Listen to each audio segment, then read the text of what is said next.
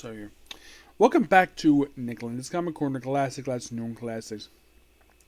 This is episode number 2343 and episode number 2237. I got two DC trades here.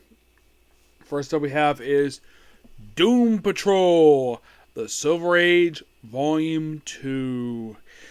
Sadly, this is the most recent book release, this one. I have not seen anything that says that there's another one that was released. It's kind of weird. There is also, yes, there's the Arkham editions, which there apparently is like, they're very hard to get the hands on this one, which is kind of weird. Yeah, so there is an omnibus that collects this stuff, and this only came out 3 years ago. And you're like, really? Yes, really. They apparently just didn't bother to release another one for some reason. I don't know why they decided to do this for. Like, okay, I know Showcase Presents basically get the 121, which is the final issue of this book, and so it's the Arkham edition, but not the Silver Age book. Well, the omnibus does, but so we do have one more volume left. When this next time release, don't know. This book collects Brian Ball 65, Challenges the Unknown number 48, and Doom Patrol 96 to 107. Andre and Bob Haney are writers, with Bruno Primi, Bob Brown, Dick Giordano, and Sarah Turner in the artwork. Bob Brown is the cover artist. For the main Doom Patrol issues, we have June 1965 to March 1966. So not much here. Actually, it was November 1966. So most of what we have, a lot of just regular standard issues of Doom Patrol. Like 96 is fighting basically a jukebox, which is crazy because it's a Silver Age. What do you expect?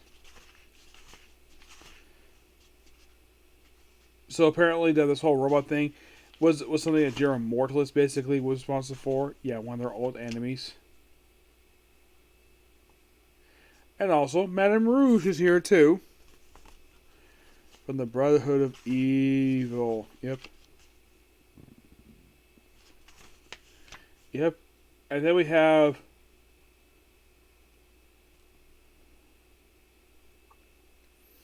where Elastigirl's brainwashed become work for General Mortalis, and Gorax, who's probably the only alien basically like, yeah, Gorax has returned, so he's here. Now, there is two new characters that pop up in these issues. Yes. We'll get to them. We'll get to them really soon.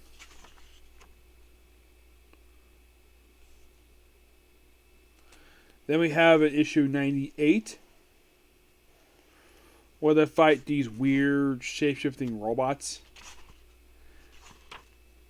Yeah. Layer Train gets split. It's a interesting issue for what it is, but Silver Age, what do you expect? And then in 99, we have debut of Garfield Logan, aka Beast Boy. Yep, this issue is his debut. Yeah, those of you Teen Titans fans, read this issue for him for your first appearance of Beast Boy, who did make a guest appearance in the pages of Teen Titans Volume 1. Yep, it's actually a really good issue here.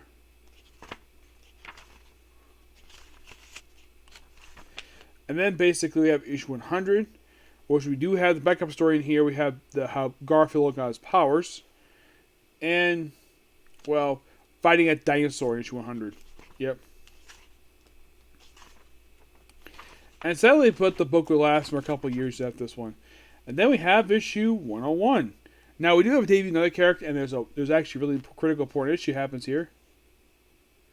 So we have Colossus. Yeah, fight a robot in this issue because we're super like fighting robots. And they would lead into apparently them teaming up with the Challengers of the Unknown.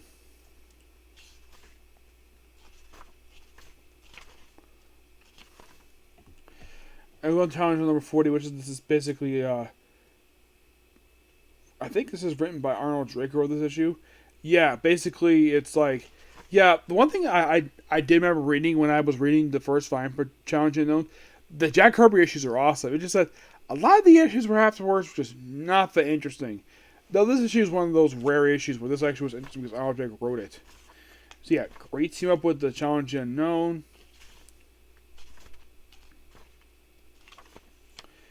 And then we have in issue 102, which we have that famous checker logo, right on top. We have debut of Steve Ditto, aka Mento, who basically uses gadgetry to woo Elastigirl. Excuse me. This is something that Arnold Drake ripped off from Marvel Comics.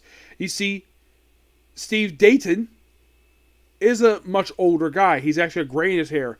And Elastigirl, well, is the eye candy of the team. Yeah, and of course he's smart. He makes all these gadgets. Yep. And his whole thing, he really wants to woo Elastigirl. Elastigirl does like him. And of course, it hangs around for a while. And then move over to Brave and the Bold, number 65. Where we have the Flash. Yes, the Flash team up with the Doom Patrol. Take on, I think it's Gorilla Grodd.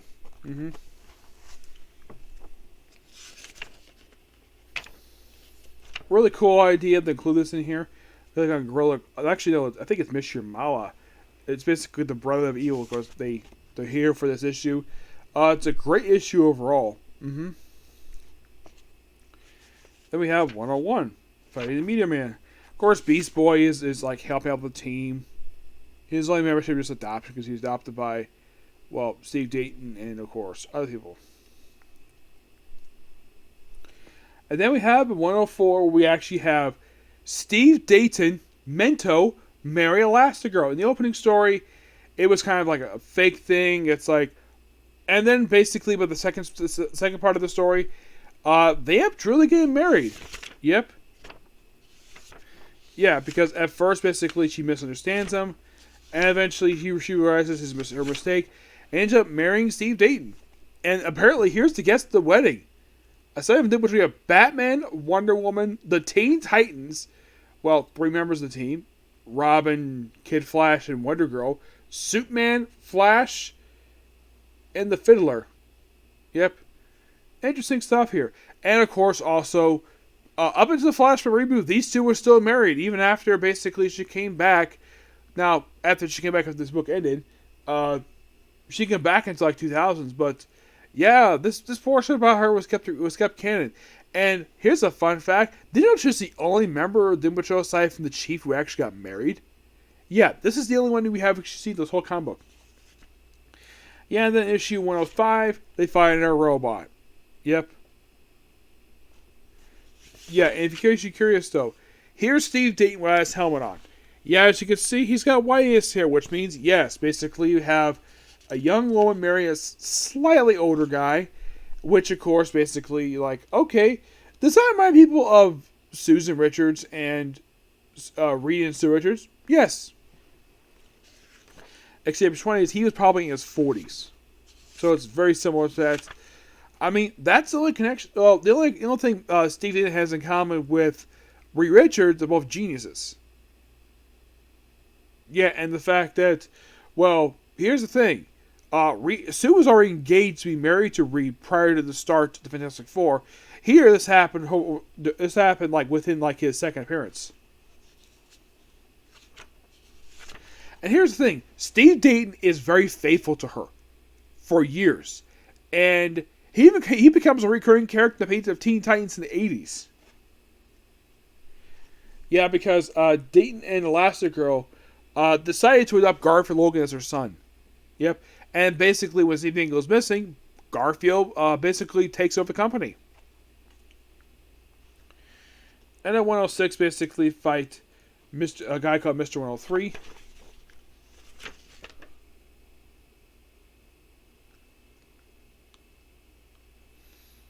Yeah, and of course, in this issue, we also have Steve and Rita have an argument. But, yeah, really good stuff here. I do enjoy this stuff. And the last issue basically is fight over Beast Boy. But, yeah, this book was a lot of fun. I really wish they released a volume 3 of this soon, because I would love the cap of reviewing this volume. I give this book a 10 out of 10. Just pure classic stuff for Doom Patrol. Next thing I was a fairly released Batman Arkham book, Catwoman. These are various Catwoman stories over the years. Excuse me. Unlike other books where I skip over like one or two issues, this one I skip over like a few. This book collects Batman number 1, number 3, 210, 266, 232, 355, and those Batman issues. Detective Comics 122, along with Catwoman Volume 1, number 2, Volume 257, Volume 3, number 10, Win and Run number 4, and of course the most recent Catwoman. Now, I should point out though that these last 4 comics in here, Catwoman Volume 2 number 57, Catwoman Volume number 10, Catwoman number 4, and Catwoman Volume 5 number 1. Yeah, these last 4 issues, not discussed this issue because I've discussed it already. Reap Where You Sow is the Cataclysm tie-in, which discussed already. Catwoman Volume 3 number 10, that's basically where Brewer goes, which I discussed already. When in Rome, I reviewed the trade for that one. Catwoman, I own it. Yep. Batman number 1, debut Catwoman. Number 3, it's also, the number 3 is basically her first costume, which is simply just a cat mask. Then we have the Comics 122, a debut of her, what people consider to be her Golden Age attire. This all purple outfit. Oh, and then there's this line in the opening issue where Batman's doing her makeup, and she's like, "Let go of me, quiet or Papa spank." And she's like, "What's the matter? Have you ever seen a pretty girl before?" Yeah. I should point out, though, Bob Kane wrote this in the 40s. So back then, this was okay. Nowadays, oh no, this is not aged well. Some of the stuff, like, the artwork is still pretty good, but some of the writing is not aged well. Like, here's Catwoman wearing a cat mask. Yes, a freaking cat mask. That was her first costume, is wear a dress's cat mask. But this costume right here, this costume was considered to be her Golden Age costume, which, of course, basically she wore that in mostly in the 50s and 60s. And yeah, it just basically, she'd have a Catmobile. Yes, a Catmobile. Which you might be asking, Nick, does she still have this kitty car anymore? No, she doesn't. It's just Silver Age nonsense. It's Silver Age stuff. What do you expect? And then we have Batman 210, which have where her Silver Age, well, basically her Bronze Age attire. Yeah. Oh, I forgot to mention this. Basically, like, these are your writers to various issues. Of course, Bill Finger does the writing for Batman number 1, 3, Thomas 222. Frank Ribbons does 210. Batman 266 is Danny O'Neill. Batman 232 is Mark Wolfman. Batman 355 is Jerry Conway. Manny Newell does basically Catwoman Volume 1 number 2. I'm looking forward to reviewing that one at some point. The artwork for this one, and mostly for the first 3 books here with Bob Finger, is of course Bob Kane. For 210, that's this issue right here. That issue is written, well, you have R. Novick, who does the artwork for that one, and 266 for Batman. 332 is Don Newton, who does also 355. And the artwork for Catwoman Volume 1 number 2 is basically Joe Britsky. I say Volume 1 because this was a 4-issue miniseries. But in the case of this costume, she mostly wore this in the late 60s, early 70s. Yeah. Though I should also point out, though, is that during this period of time, in the 70s, Catwoman was very controversial. She was a lot more violent in that period of time. Well, I think this one actually killed people. I believe so, yes, as I read online. And then we have in 266, where she's back wearing her Golden Age attire. Yeah, for no reason. Yeah, here she is, wearing her purple outfit again. Yeah, I have no idea why, but I love Danny O'Neill stuff. It's really awesome stuff here. Most of what this is actually before the whole, the demon stuff, which is just basically just Catwoman, written by Danny O'Neill. The Batman issue, this is, of course, her still wearing this costume. and mostly put basically it's Jerry Conway. Because Jerry Conway wrote this. It's mostly put basically her save people, and of course, it's also an issue where Hamilton Hill is around in the books. He's actually a crooked mayor, and he basically reinstates.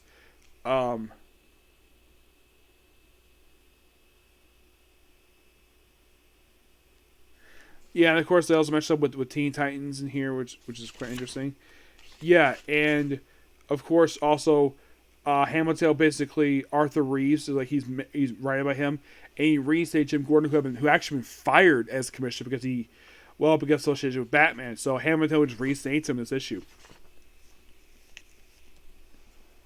I really enjoy the stuff in here with them, and then we move on to the Catwoman from the this is the storyline known as My Sister's Keeper. I do enjoy the artwork of this issue. Mostly put in this issue, this is basically Catwoman meeting her sister, who is known as Sister Margaret. And she wears this outfit here. Yeah, and that's all I'm going to talk about for this trade here, because the last few issues, I discussed those already. So, yeah. So,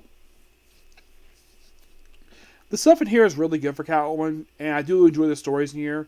I mean, yes, Batman number 1 the writing is aged badly when it comes to some of the sexist dialogue in that issue, but I think after the issue, basically, it has become better as time goes on. I think probably the best people who wrote Catwoman, you read these issues, seems like Jerry Conway, good handle on her, Denny O'Neil, Minnie Newell basically had a pretty good deal with her. Here's a strange fun fact about Minnie Newell, who wrote that miniseries. That was apparently her only comic book she wrote, because after that she left the comic industry.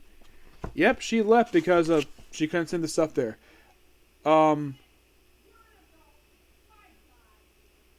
Anyways, Frank Ribbons, I think he did a pretty okay job here. Yeah, the artwork is pretty good for the time. Yeah, the artwork is probably the best thing about all these issues, because it just that basically I think Bill Finger was just basically just trying to keep it to stuff at the time. Yeah, like from a modern day perspective, Batman number 1.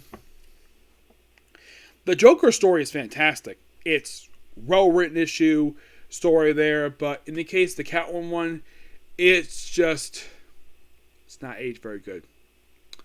That it's just my honest opinion, anyways. It is a terrible story. No, it is quite interesting for the time. It just that some of the dialogue is just not aged very well. Yeah, so that's be pretty much a particular view. Next up is going to be Mashuku Tensai. Okay, next view. Bye.